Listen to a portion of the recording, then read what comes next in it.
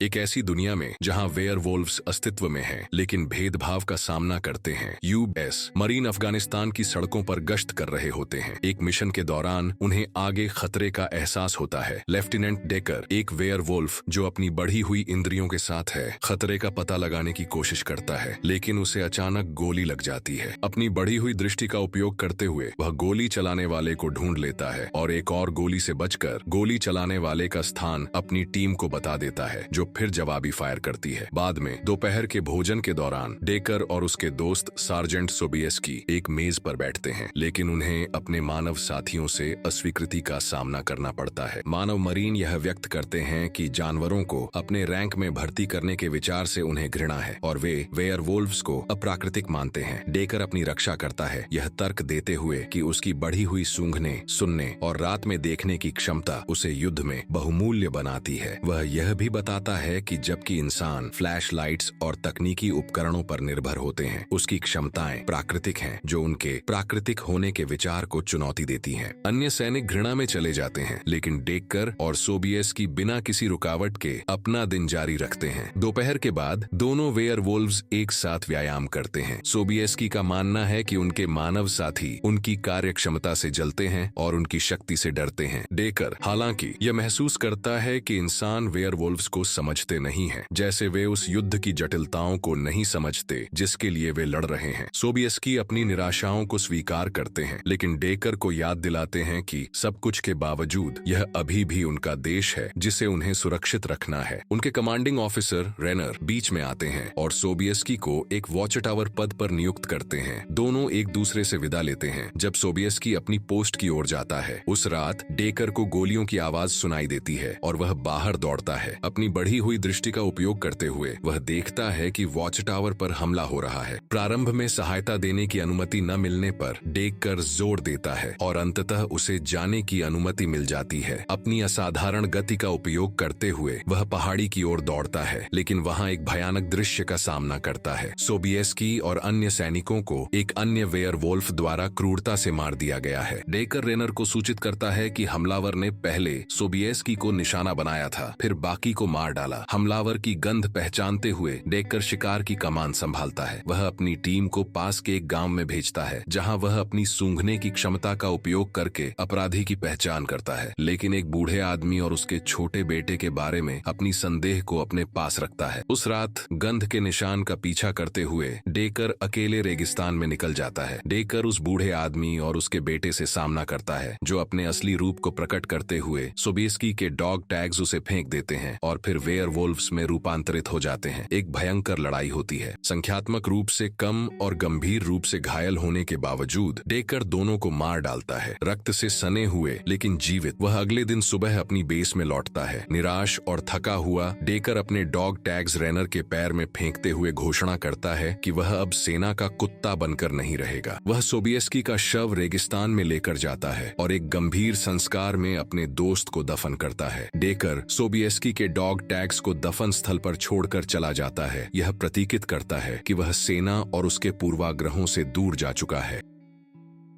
Channel को like और subscribe करना न भूलें।